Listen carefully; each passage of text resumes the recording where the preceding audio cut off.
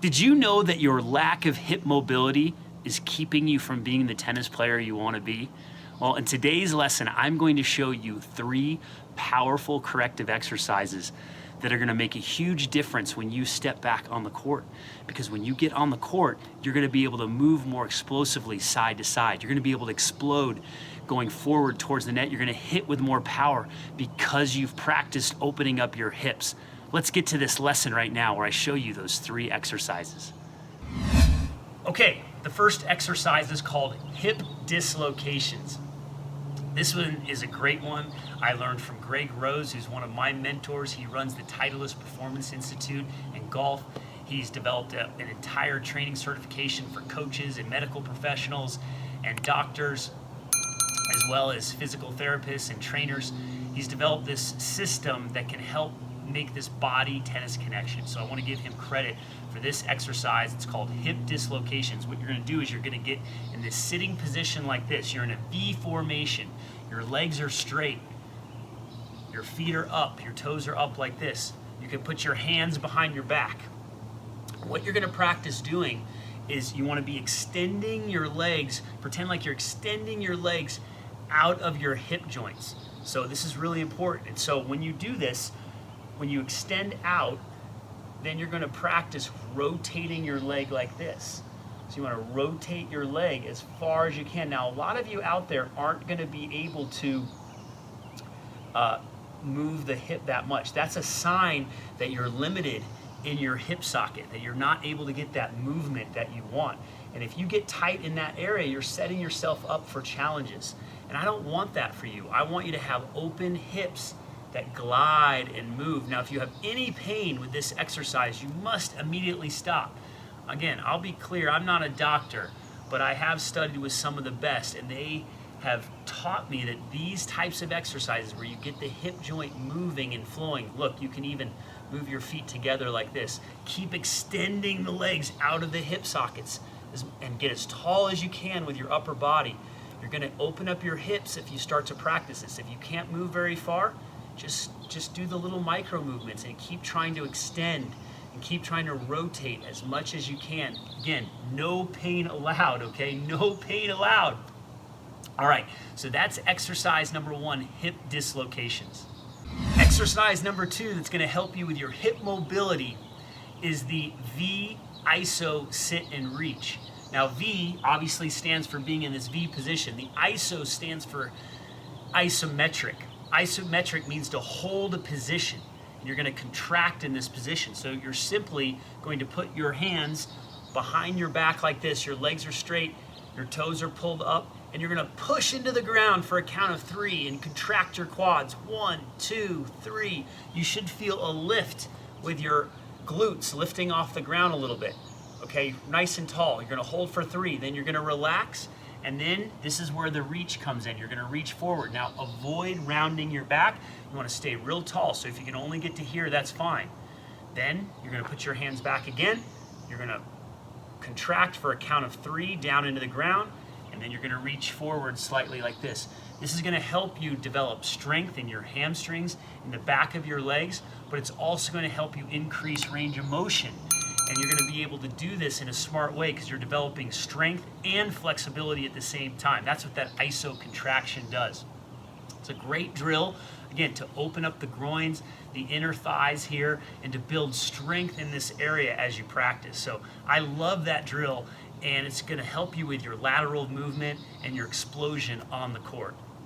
Exercise number 3 is called kneeling adductor pulse. So what you're going to do here is you're going to get on your knees. You're going to extend one leg out to the side like this, and you're going to turn your foot in this direction so the edge of your shoe is on the ground, so your heel is facing this way. Now from here, I want you to sit back towards this heel, the back foot here, sit back like this, and then start to walk your hands forward until you feel a stretch, okay? And you're going to feel a stretch in your hip here, and you should feel a stretch in your adductor of the straight leg. So then you're just moving forward like this. You're rocking forward, kneeling adductor pulse, adding the rock here.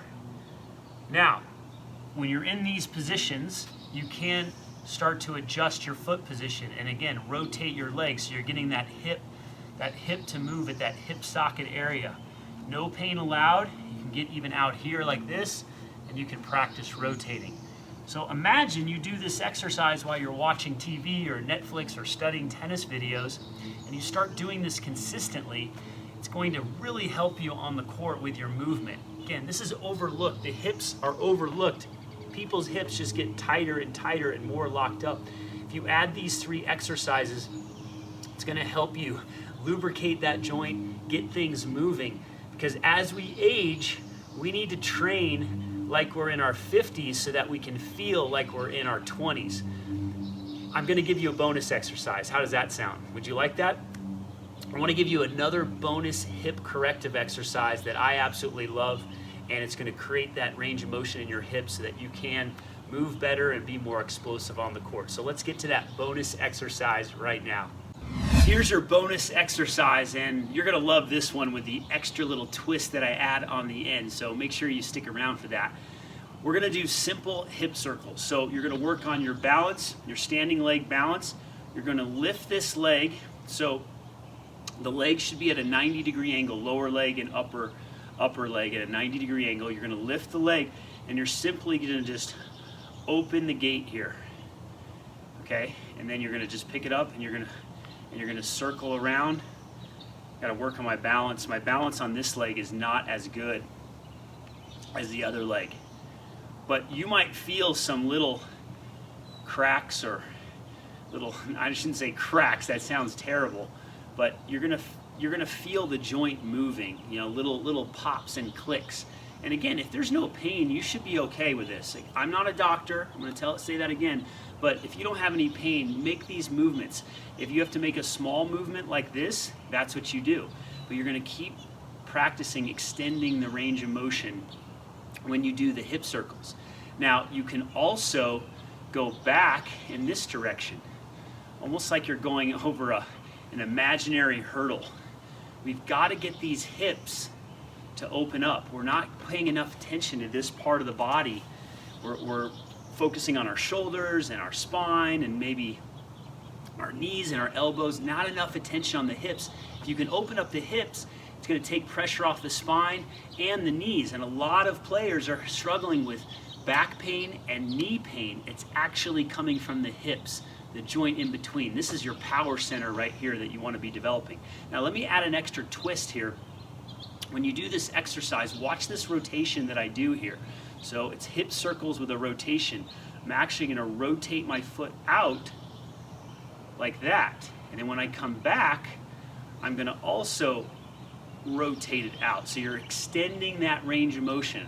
I'll show that to you again. So I lift up, and then I rotate my foot out and around, and then I come back. Lost my balance there.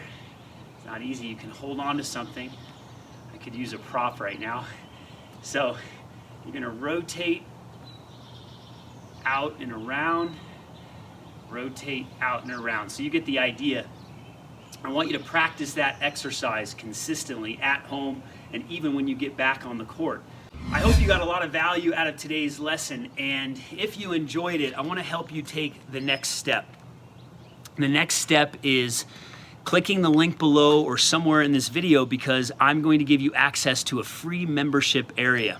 We've got 21 bonus lessons that you can have access to, covering all aspects of tennis training: the serve, the forehand, the backhand, footwork, mental skills, injury prevention, and you don't even have to put a credit card in. There's no strings attached. It's absolutely free, and you can access this content into our amazing Tennis Evolution app. So go ahead and click the link below or somewhere in this video, and I look forward to helping you take your tennis to the next level.